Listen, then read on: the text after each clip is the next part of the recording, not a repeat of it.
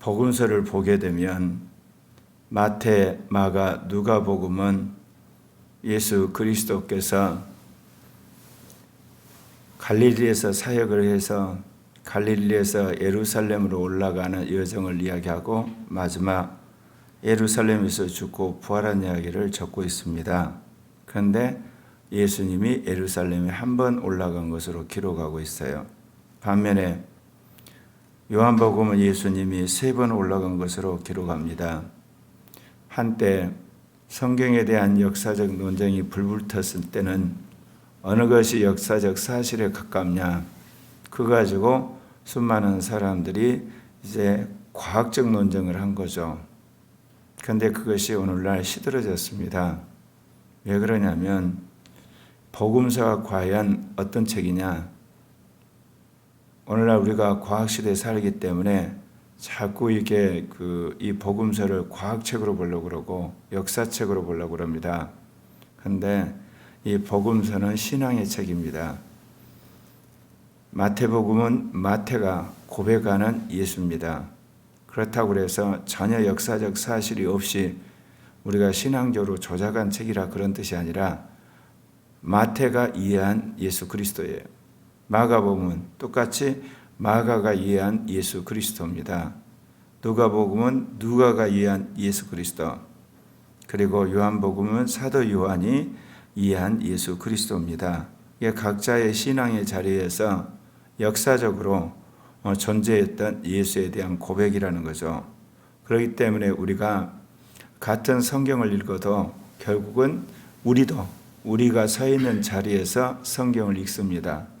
똑같은 성경을 놓고 여러분 설교를 하면 모든 사람의 설교가 다 다릅니다. 왜 그러냐면 그 사람이 서 있는 자리에서 똑같은 성경을 읽어도 그 이해가 다 다르기 때문에 그렇습니다.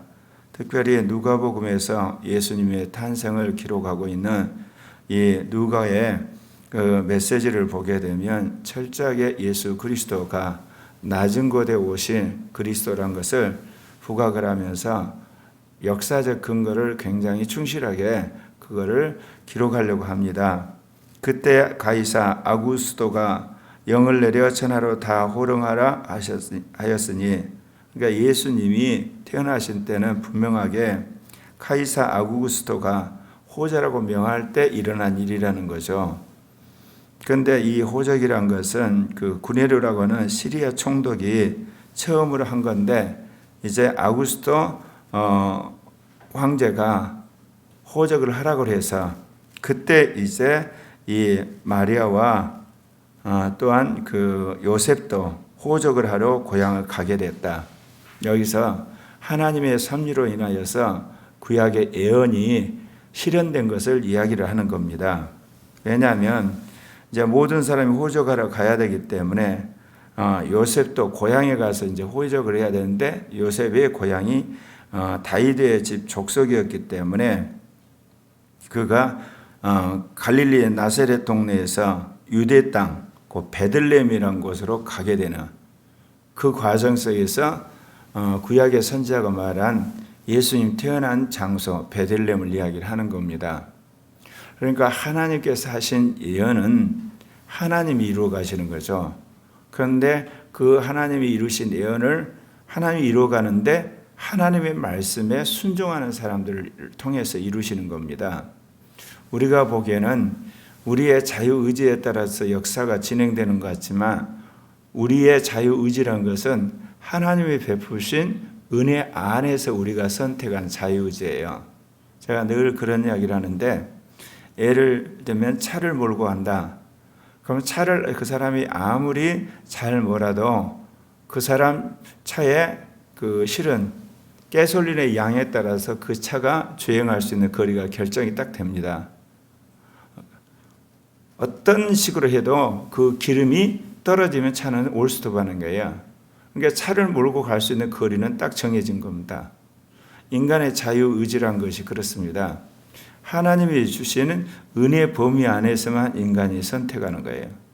그렇기 때문에 하나님께서 역사 속에 당신이 예언한 말씀을 이루려고 작정하면 그 예언한 말씀을 이루기 위해서 하나님이 대상이 되는 사람들에게 하나님 은혜를 베푸시는 거죠. 그들 가운데서 주의 말씀을 믿는 사람이 그 은혜 안에서 그걸 이루게 되는 거예요. 중요한 것은 뭐냐? 성경에 약속한 하나님의 말씀을 믿는 사람이에요. 그 믿는 사람이 결국 하나님의 은혜를 받아서 그 일을 수행하고 또한 그로 말미암아 하나님께 영광을 돌리게 되는 거죠. 자, 여기 보게 되면 이 요셉이 다윗의 동네로 그 약혼한 마리아와 함께 호적하려 올라가니, 마태복음에서는 이 요셉이 마리아 잉태로 인하여서 굉장히 그가 시험 들었을 때 천사의 방문을 받았다는 이야기가 나오는데, 여기서는 그냥 요셉이 약혼한 마리아 데리고 호적하러 올라갔다 그렇게 이야기합니다. 마리아가 이미 잉태하였더라. 거기 있을 그때 해산할 날이 차서 첫 아들을 낳아 강보에 싸서 구유에 누웠으니, 이것은 예수님의 형제간이 있는 것을 여기서 시사하고 있습니다. 그러니까 예수님이 두 사람이 흔히들 말하는 결혼식 올리기 전에 약혼한 상태인데 마리아가 처녀 잉태를 한 거죠. 그래서 예수가 태어나게 되고 두 사람이 이제 정식 결혼한 연후에 형제간이 태어나게 됩니다. 이거는 참으로 역사적으로 신비한 거죠. 그러니까 누가 객관적으로 보게 되면 예수는 마리아와 요셉이 결혼해서 낳은 첫 아들로 이해를 하지 동정녀 마리아 탄생이라고 이해하겠습니까? 결국 이거는 이 땅에 오신 예수 그리스도의 탄생을 보호하기 위한 거죠. 예수님도 양아버지 이 요셉과 마리아 사이에서 정식으로 태어난 아이처럼 사람들에게 보였겠죠. 그러나 예수를 잉태한 마리아 입장에서는 하나님의 신비한 역사에 의해서 잉태된 것입니다. 그런데 예수님이 태어난 자리가 뭐냐? 말구유. 그런데 여관에 있을 곳이 없더라. 이것이 우리에게 주는 것은 만왕의 왕 만주의 주라고 하시는 예수 그리스도가 이 땅에 오시며 왕들이 거하는 왕족의 일원으로 오시는 것이 아니라 볼품없는 그야말로 요셉과 마리아, 아이를 낳을 것이 없어서 이제 마구간에 태어난 것을 통해서 예수 그리스도의 일생을 시사를 하고 있습니다. 그분은 하나님이 인간이 되셨음에도 불구하고 인간 가운데 가장 낮은 인간의 자리로 오신 겁니다. 그러므로 말미암아 이 천하 인간의 모든 사람들을 섬김으로 모든 사람을 구원하시고자 하는 계획이 있는 겁니다. 우리는 흔히들 힘이 있어야 복음을 전한다고 생각합니다. 돈이 있어야 되고 권력이 있어야 되고 지식이 있어야 되고 그리고 수많은 어떤 명성이 있어야 복음을 전한다고 생각하는데, 그것은 사람들에게 복음을 듣게 하는 수단인 것은 맞습니다. 그러나 정작 그 사람을 끌어왔을 때 그 사람을 예수를 믿게 하는 것은 사랑입니다. 왜냐하면 사랑이 사람의 마음을 여는 겁니다. 마음을 열어야지 주님의 복음이 들어가기 때문에. 그러나 이러한 권력이나 사회적 명성이나 돈이나 그런 것들은 사람들에게 마음을 여는 것이 아니라 마음을 열도록 강요를 하는 거죠.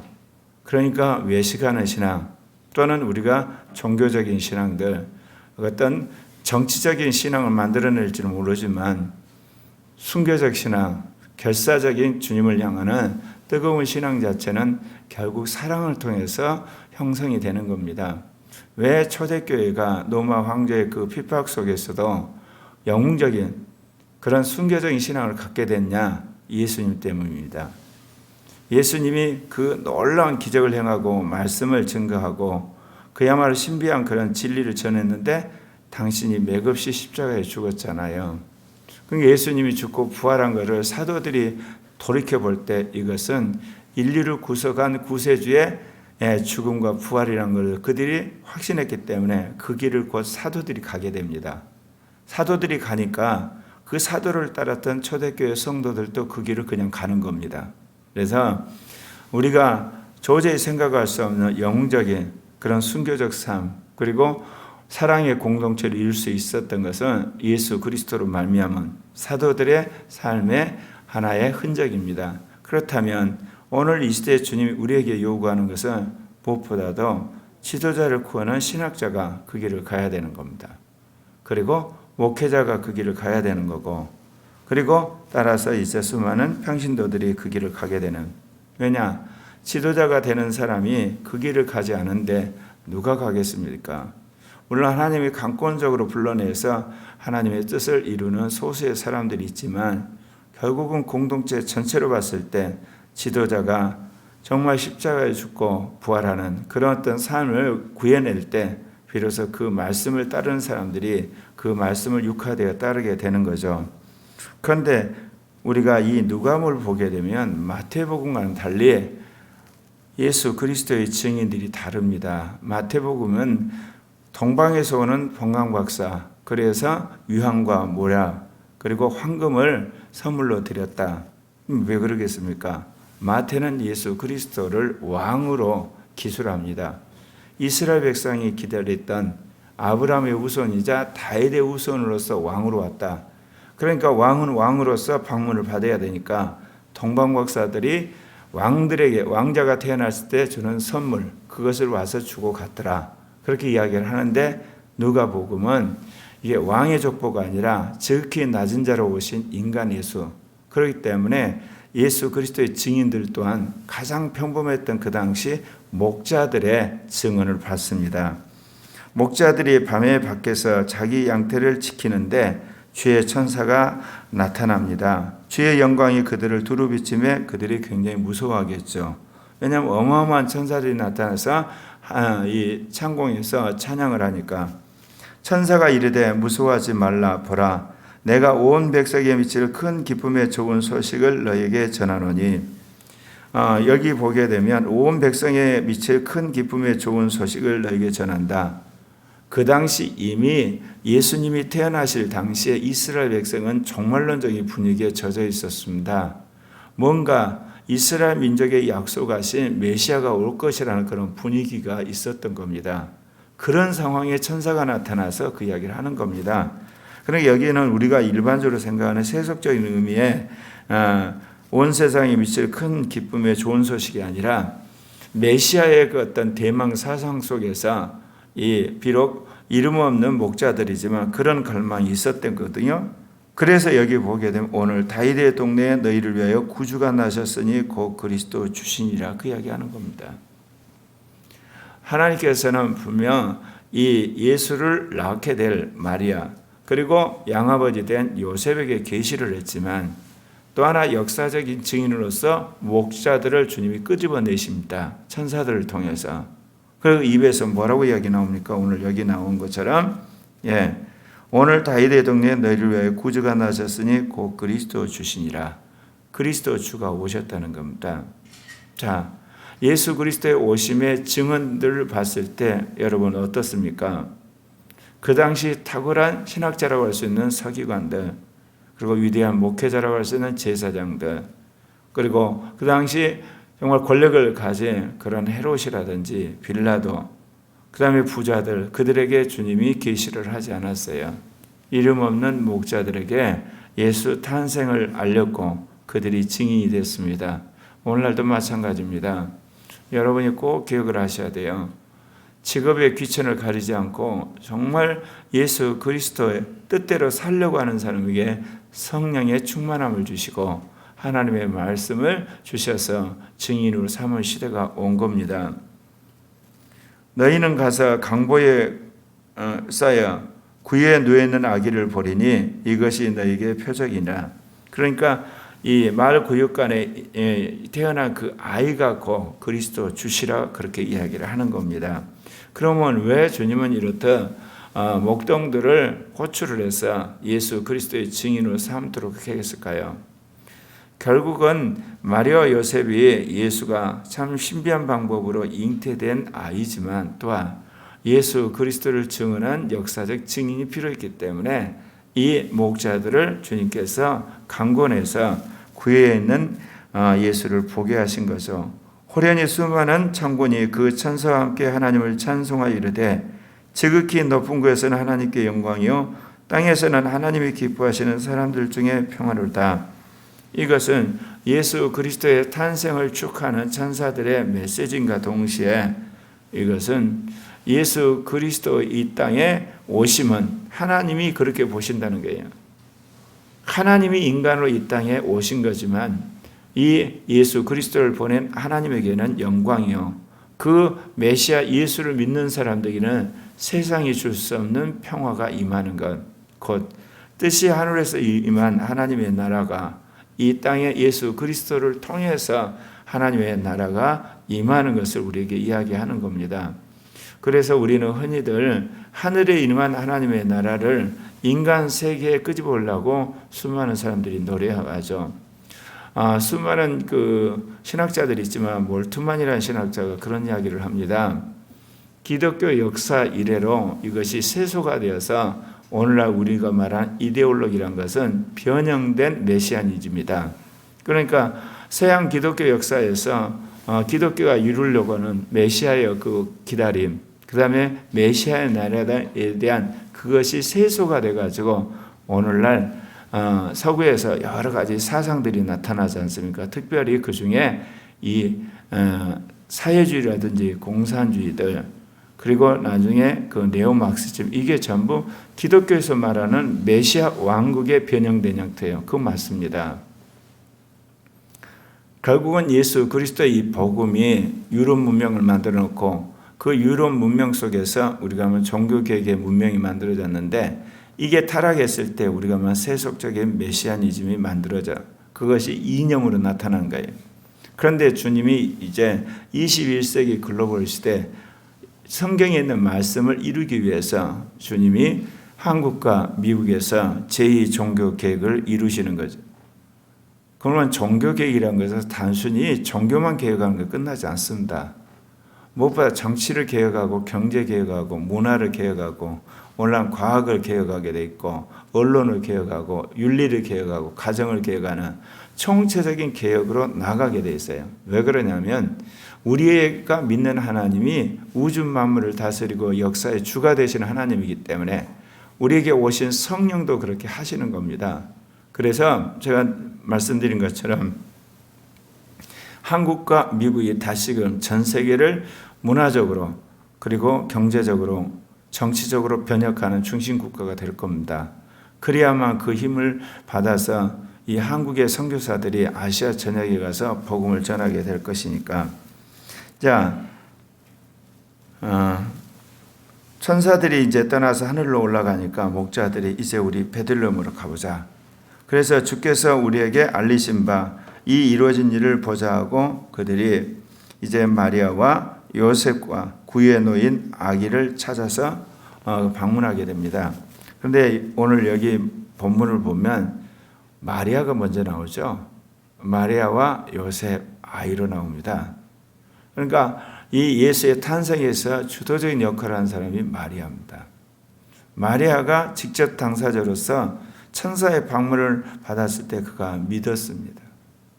물론 요셉도 알 수 없는 방식으로 흔히들 말하는 결혼식도 올리지 않았는데 약혼녀가 아이를 낳았다는 사실에 대해서 그가 그야말로 이해는 안 되지만 믿었다는 것이 대단한 거지만 그보다는 마리아의 그 믿음이 더 중요한 겁니다. 그래서 마리아와 요셉 그리고 강보에 놓인 아이 이제 그렇게 이야기하고 비로소 그들이 이제 보고 나서 깜짝 놀라는 거죠. 천사들이 한 말이 실제로 이루어진 걸 보고 듣는 자가 다 목자들이 그들에게 말한 것을 놀랍게 여겨. 물론 당사자들이지만 이 목자들이 한 이야기를 또 듣습니다. 그러면 왜 이렇게 목자들을 통해서 이 마리아와 요셉이 이야기를 듣게 되는가? 여러분도 신앙생활을 해보면 아시겠지만요. 하나님이 우리에게 주신 말씀은요. 우리가 한 번 들어가지고 마음에 새기지 않아요. 시험이 오게 되면요. 이게 확 날아가 버려요. 그래서 여러분이 들은 진리에 대한 객관성을 확보하기 위해서 주님이 여러 가지 방법으로 그 진리를 확인하게 하는 거예요. 그래서 이제 하나님께서 우리에게 주신 일종의 그 중요한 진리로 한 게 삼위적 계시라는 거죠. 특별히 중요한 사건, 일반적인 어떤 사건에 있어서는 여러분이 어떤 환경을 통해서 하나님 하시는 섭리를 깨달을 뿐만 아니라 그 사건에 대해 성경 말씀으로 확증을 받으셔야 돼요. 그리고 개인적으로 영의 음성을 듣는 것. 특별히 이 삼위적 계시가 우리에게 필요함은 오늘날처럼 우리의 삶의 환경이 굉장히 다양화되어 있잖아요. 그럴 때 우리가 여러 가지로 혼돈이 일어나고 여러분이 받은 어떤 약속이나 또는 여러분이 가진 비전에 대해서 혼돈이 일어날 수 있거든요. 그래서 하나님의 일반 계시를 특별 계시, 영의 계시로 이루어지는 그래 이 세 가지가 함께 이루어질 때 그것이 분별이 되는. 그럼 어떤 일일 때 그거 세 가지가 필요할까요? 그거는 뭐냐? 일반적 사건 때 그래요. 우리가 이 땅에 살아가는 데 있어서 가장 하나님이 기뻐하신 삶을 어떻게 살 것이냐. 그런데 구원에 관해서는 어떨까요? 구원에 가서는 특별 계시가 영의 계시만이 적용이 되는 거죠. 환경을 통해서 어떻게 구원의 계시에 대한 이해가 있을 수 있겠어요? 그리고 정말 신비한 영적 세계는요, 성경에도 직접 나와 있지는 않아요. 결국 영의 계시로 분별하는 수밖에 없어요. 그래서 가장 역사상 혼돈이 심한 게 영의 계시인 거예요. 영의 계시 자체는 그거를 증명할 방법이 없다는 거예요. 예컨대 종말에 관한 이야기도 있잖아요. 수많은 사람들이 종말에 왔다고 계시를 받았대. 그러면 성경으로 수많은 사람들이 그래요. 아, 이게 종말 아니야. 그거야 성경을 근거하고 합리적으로 설득하는 것이지 그 말 자체가 맞았냐 틀렸냐는 영으로 분별하셔야 돼요. 이제 마지막 때 정말 종말이 올 거거든요. 그럼 그때도 사람들은 어때? 아직 종말 아니야. 왜? 노아 시대도 그렇고 소돔 고모라 시대도 그랬어요. 종말 안 온다고 그랬거든요. 근데 종말이 와가지고 불로 심판하고 물로 심판해버렸잖아요. 그러니까 하나님의 어떤 역사적인 시기에 정말 중요한 것은 영으로 분별을 해야 되는 겁니다. 그래서 말씀드린 것처럼 주님께서 한동안 성령의 강력한 역사가 있다가 그게 끊겼다가 다시 성령의 역사가 이루어질 때마다 초림과 재림의 역사가 있는 거예요. 아브라함 시대부터 말라기까지 선지자들이 나타나서 하나님께서 수많은 말씀을 증거하다가 말라기 이후로 선지자가 끊겼다가 갑자기 안나 선지자와 세례 요한 선지자가 등장하거든요. 왜? 예수님이 오시니까. 증언을 해야 되잖아요. 초대교회 그 강력한 기름 부음 가운데 수많은 사도들과 선지자가 등장했는데 이제 성경을 쓰고 나니까 또 사라졌어요. 그러다가 잠잠하더니 20세기에 돼가지고 성령의 불같은 역사가 일어나는 거예요. 그건 뭐냐? 주님의 재림을 준비하기 위해서. 마지막 사단과 싸운 거룩한 하나님의 군대를 일으키기 위해서 주님이 그렇게 하시는 거거든요. 그래서 이 시대에 정말 중요한 것이 영의 계시예요. 근데 늘 말한 것처럼 여러분 영의 계시를 받는데 어떻습니까? 7가지 통로를 거쳐야만 그것이 밖으로 역사화되고 현실화되는 거예요. 내 영이 깨끗해야 되고 믿음이 있어야 되는 거고 마음이 깨끗해야 되고 양심이 올바라야 되고 이성이 변해야 되는 거고 그리고 몸을 통해서 마지막 여러 사람들에게 이제 사회적 관계를 통해서 마지막 드러나게 되는 거 아닙니까? 그러니까 평생을 우리는 이 7가지 통로를 깨끗게 하고 정말 어떻게 보면 주님이 기뻐하는 그런 것을 통해서 온전한 신령한 자 그리고 하나님이 기뻐하는 자를 만드는 거 아니겠습니까? 목자들이 자기들에게 이르던 바와 같이 듣고 본 그 모든 것을 인하여 하나님께 영광을 돌리고 찬송하며 돌아가니라. 목자들은 돌아갔고 누구만 남습니까? 결국 마리아 요셉만 남아요. 이건 시사하는 바가 굉장히 중요한 겁니다. 예수의 탄생의 증인은 목자들이었지만 결국 예수를 기르는 사람은 마리아 요셉. 참 놀라운 사실은요.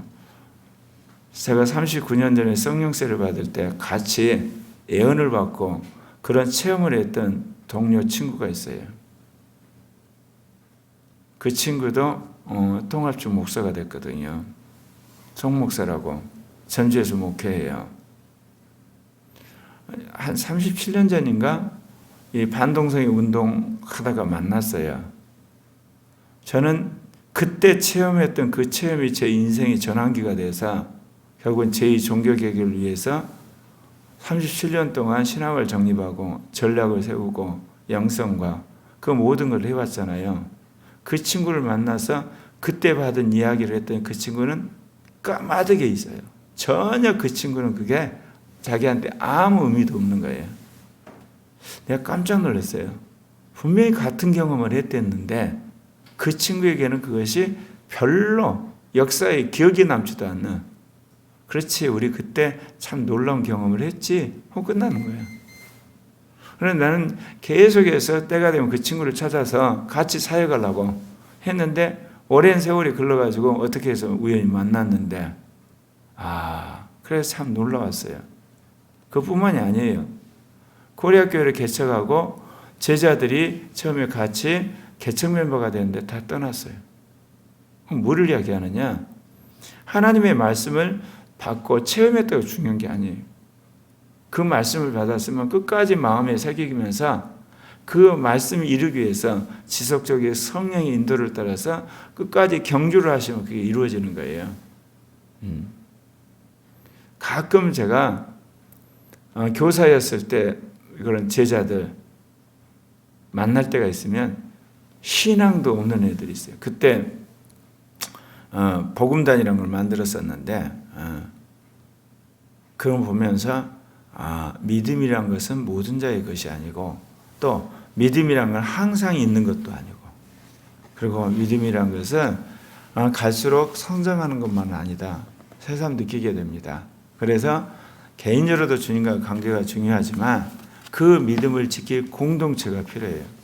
그래서 서로가 영향을 미치면서 그 믿음을 공유해 가는 겁니다. 오늘 마리아와 요셉, 예수가 성인이 되기까지 두 사람은 그 모든 영적 체험을 간직하면서 예수를 키웠습니다. 예수님 또한 3년 반 동안 공동체 가운데서 사도들을 모아서 하나의 공동체를 이루게 했고, 또 오순절날 성령 임하고 나서 사도들 또한 그렇게 제자들을 키워서 2000년 역사를 거쳐서 우리까지 왔습니다. 이제 말씀을 마치려고 합니다. 하나님께서 고려학교에 정말 시대적 사명을 주셨습니다. 제3의 교회, 결국은 예수 그리스도의 재림을 준비하는, 성경을 성취하는 교회, 성령을 따라 사는 교회. 특별히 저에게 요즘에 와닿는 것은 사단을 굴복시키는 그런 교회, 그런 거룩하고 흠없는 교회가 되기 위해서 어떤 길을 가야 되겠습니까? 나는 죽고 주님이 사는 길 외에는 그걸 이룰 수 있는 방법이 없어요. 주님이 직접 우리에게 오셔서 우리를 인도하시고 우리가 순종해야만 성경을 이루게 되고 성령 충만하게 되고 주님의 원수인 마귀들의 세력을 굴복시킬 수가 있고 더더욱 흑암의 대륙 아시아 성도의 시대적 사명을 완수합니다. 기독교의 질적인 수준이 향상되지 않고는 이 아시아 성교가 계속 지연됩니다. 그래서 우리가 그런 주님의 뜻에 합당한 자로 신앙과 인격과 신학과 그리고 모든 부분에 탁월한 그리스도인 임마누엘의 사람이 되도록 오늘도 정말 순종하는 여러분 되시기를 바랍니다. 기도합시다.